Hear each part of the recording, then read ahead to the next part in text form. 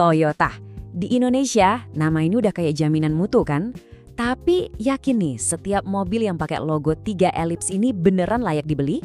Kita bakal bedah 7 model spesifik yang mungkin aja nggak sesuai sama reputasi legendarisnya itu.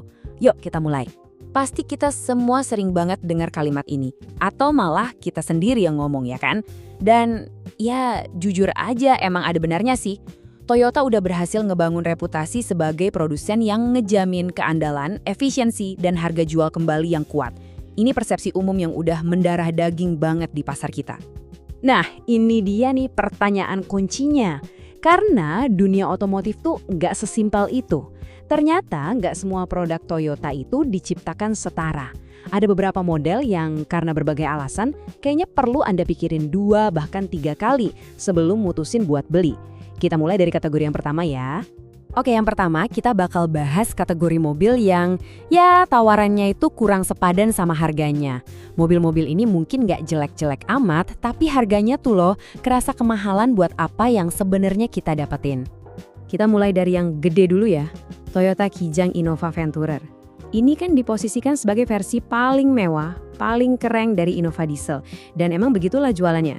Tapi pertanyaannya, kemewahan itu sepadan nggak sih sama harganya yang wow, jauh lebih mahal? Nah, disinilah letak masalahnya. Coba lihat deh perbandingan ini.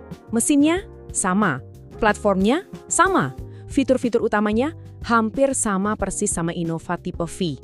Bedanya tuh kebanyakan cuma kosmetik doang, body kit, garnish, interior yang dibikin gelap. Dan buat dandanan ini, harganya bisa beda sampai 70 juta rupiah. Intinya, Anda bayar puluhan juta cuma buat gaya doang. Lanjut, kita ke Yaris generasi ini yang sering banget dapat julukan Yaris Joker.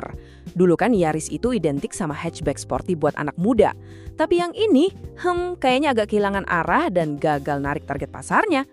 Slide ini ngejelasin masalahnya dengan pas banget. Harapannya anak muda kan dapat mobil yang lincah, sporty, keren.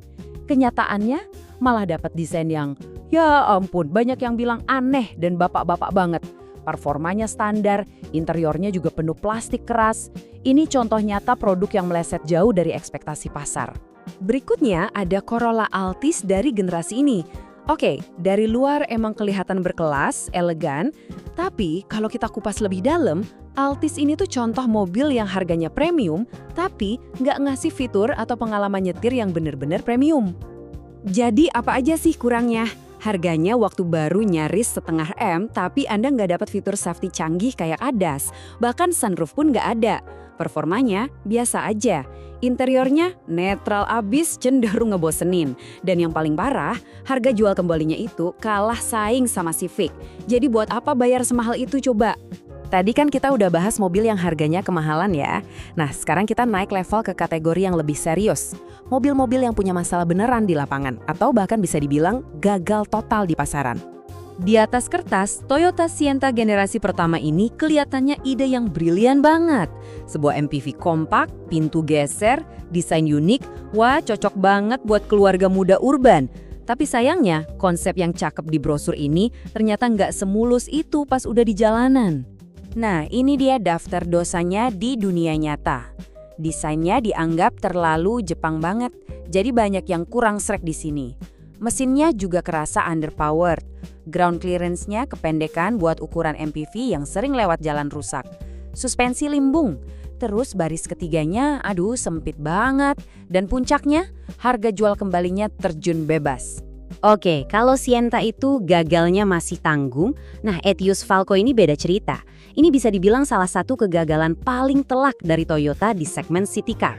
Bener-bener sebuah eksperimen yang gagal total. Rapornya bener-bener merah semua, desainnya ditolak pasar, interiornya plastik murahan banget, performanya di bawah standar. Karena nggak laku, ya udah cepet-cepet disuntik mati. Dan meskipun harga bekasnya sekarang murah banget, ini salah satu mobil Toyota yang bener-bener gak usah dilirik sama sekali. Oke, dari mobil yang overpriced sampai yang gagal total, sekarang kita masuk ke kategori yang paling licik, yaitu jebakan di pasar mobil bekas. Mobil-mobil ini dari luar kelihatannya menarik banget, tapi di baliknya nyimpen risiko dan biaya yang nggak main-main. Vios generasi ketiga, mobil ini ada di mana-mana ya kan? Nah lucunya, justru karena dia ada di mana-mana, itu yang jadi masalah terbesarnya. Mobil ini udah kadung identik banget sama mobil operasional kantor dan tentu saja taksi. Karena saking banyaknya unit bekas taksi yang ngebanjirin pasar, kita sebagai pembeli pribadi jadi super was-was. Ya wajar dong kita khawatir soal kondisi mesin yang udah capek, kaki-kaki yang udah aus, atau kelistrikan yang udah diakal-akalin. Stigma eks taksi ini benar-benar ngerusak harga pasaran buat mobil yang dirawat pribadi. Nah, ini dia nih jebakan kemewahan yang paling nyata, Camry Hybrid generasi lama. Dapat sedan mewah dengan harga miring, itu kedengarannya kayak mimpi jadi kenyataan kan?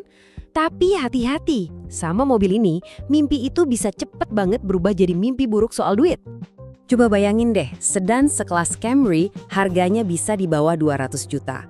Menggiurkan banget kan? Nah, ini umpannya. Umpan yang bikin banyak orang kepincut tanpa sadar ada kailnya. Dan inilah kailnya. Karena umurnya udah nggak muda lagi, risiko baterai hybridnya soak itu gede banget. Dan tahu biaya gantinya berapa? Bisa lebih dari 30 juta rupiah. Itu udah seharga DP mobil baru loh. Langsung ludes semua keuntungan dari harga beli yang murah tadi. Dan seolah-olah itu belum cukup, masih ada lagi biaya tersembunyi lainnya. Meskipun harga mobilnya udah anjlok, pajaknya tetap mahal. Kenapa? Karena dihitungnya dari mesin 2500 cc. Jadi ya siap-siap aja biaya tahunannya bakal terus-terusan nguras kantong. Jadi setelah kita lihat semua contoh tadi, apa sih pelajaran utamanya? Simpel banget sebenarnya, riset itu jauh lebih penting daripada sekedar nama besar merek. Intinya begini, jangan beli mereknya doang, beli mobilnya. Lakukan riset yang benar-benar dalam buat model yang Anda incar. Reputasi merek itu emang bagus sebagai titik awal, tapi itu bukan jaminan. Ingat, beli mobilnya bukan cuma logonya. Dan sebagai penutup, saya mau lempar satu pertanyaan buat kalian. Dengan cara berpikir yang lebih kritis ini, coba deh pikirin, selain Toyota, kira-kira mobil apa lagi yang menurut kalian reputasinya lebih gede dari kenyataannya? Coba tulis di kolom komentar ya.